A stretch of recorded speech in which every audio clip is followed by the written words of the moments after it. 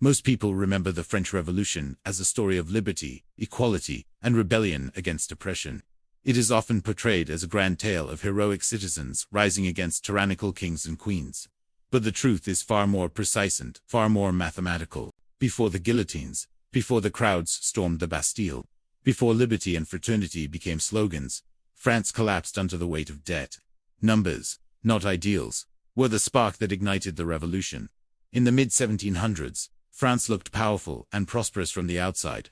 Paris was the heart of European culture, a city of grand architecture, fashion, and art. The nation's influence stretched across the globe, with colonies in the Americas and Asia.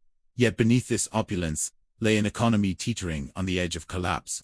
Decades of expensive wars and extravagant royal spending had left the treasury empty. The lavish palace of Versailles, a symbol of power and refinement, was also a symbol of fiscal irresponsibility. Each successive monarch inherited not wealth, but a debt so massive that by the late 1780s, the interest alone consumed nearly half of France's entire annual budget. The tax system compounded the problem. The nobility and clergy enjoyed exemptions, paying almost nothing, while the burden fell entirely on commoners, peasants, merchants, and city workers. Imagine a system where small businesses are taxed at nearly 80%, while billionaires are excused entirely. This was France in 1788. Every attempt to reform taxation met resistance from the very people who benefited from privilege. Parliament, dominated by the elite, blocked changes. As a result, the economy groaned under an unfair system that provided little relief to those who actually produced wealth. Debt, however, does not negotiate. Creditors demanded payment, and Europe's financial markets had begun to lose confidence in France. The 7 Years' War drained the treasury, and the decision to support the American Revolution added more than $1 billion to the national debt. Soldiers returned home hailed as heroes, but the monarchy's finances returned bankrupt. Faced with a looming crisis, Finance Minister Jacques Necker did something radical. He published the royal accounts. Ordinary citizens could now see the depth of the financial hole. Transparency sparked outrage instead of trust. Bread prices soared, farmers starved, and yet the elites continued to live in luxury. Economic failure had become a political issue, and political unrest was brewing. By 1788, traditional borrowing had become impossible. Lenders had lost faith. Interest rates skyrocketed, and the crown could no longer raise fresh credit. Inflation crept higher, and nature added its own pressure. Poor harvests drove up grain prices, essential for the common diet. Bread, the staple of French society, became nearly unaffordable. History consistently shows a pattern. When wages cannot keep up with basic necessities, social unrest follows. In France, hunger and anger merged into a potent revolutionary force, but it began long before mobs filled the streets. The breaking point was financial. The refusal to tax the privileged created a system that could no longer function. The Estates General, called in 1789, after 175 years, was meant as a negotiation to solve the crisis. Instead, it became the moment of mutiny. The Third Estate, representing the common people, refused to be ignored and declared itself the National Assembly. The spark was not ideology, but insolvency. Soldiers were unpaid, grain was scarce, pensions were unmanageable, and promises were meaningless. The crown tried to create a new solution: assignats, paper notes backed by confiscated church lands. Initially, these notes were a clever way to inject liquidity and resume trade. Markets revived, farmers sold grain, and ordinary citizens had some relief. But once a paper-based system begins, it tends to spiral. The government needed more money to fund armies, cities, and food distribution. Printing more assignats seemed the easiest solution, but each additional note reduced the currency's value. By 1793, the paper had lost almost all of its worth.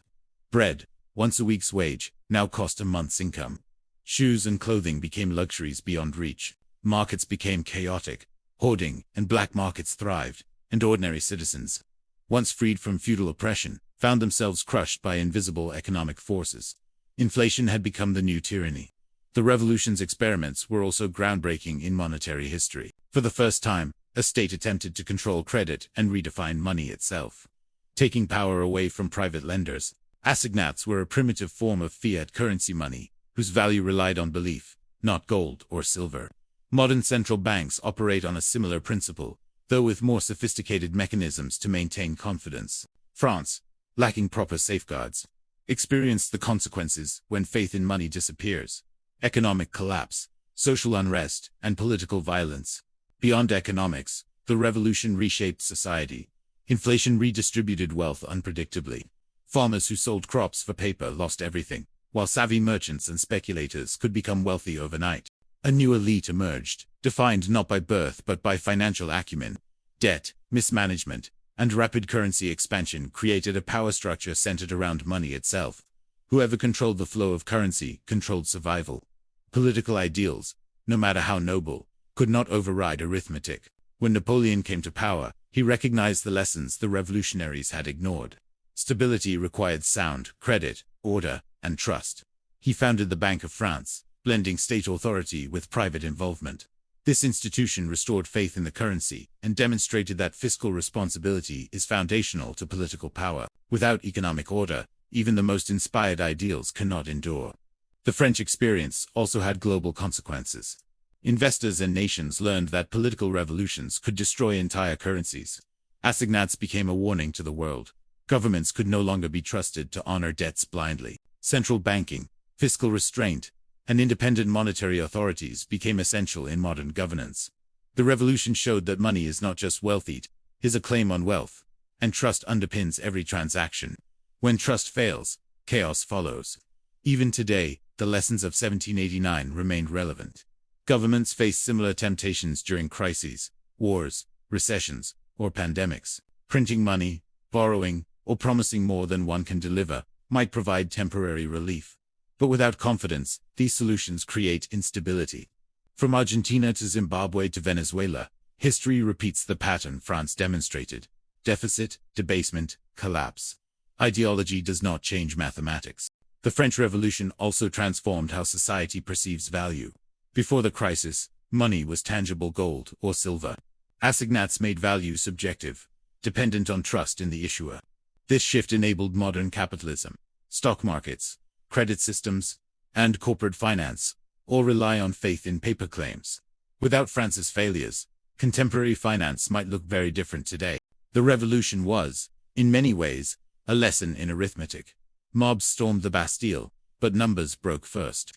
Inflation turned ideals into terror, and the attempt to print prosperity created a new kind of poverty, measured in lost faith. Modern leaders debate stimulus, deficits, and central bank interventions, but the core challenge remains unchanged.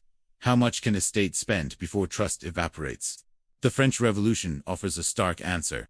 When confidence disappears, freedom itself becomes fragile. Finally, the economic collapse reshaped taxation and social order. Feudal privileges ended, but inflation punished small savers and farmers. Merchants and speculators rose to new power.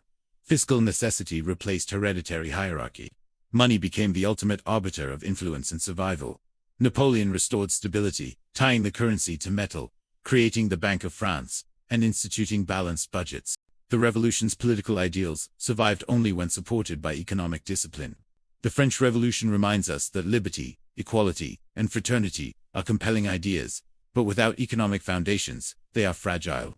Financial mismanagement, inequitable taxation, and unchecked printing of money can destabilize even the most powerful nations. Understanding these hidden economics explains not only why revolutions occur, but how they ripple through societies, nations, and eventually the world.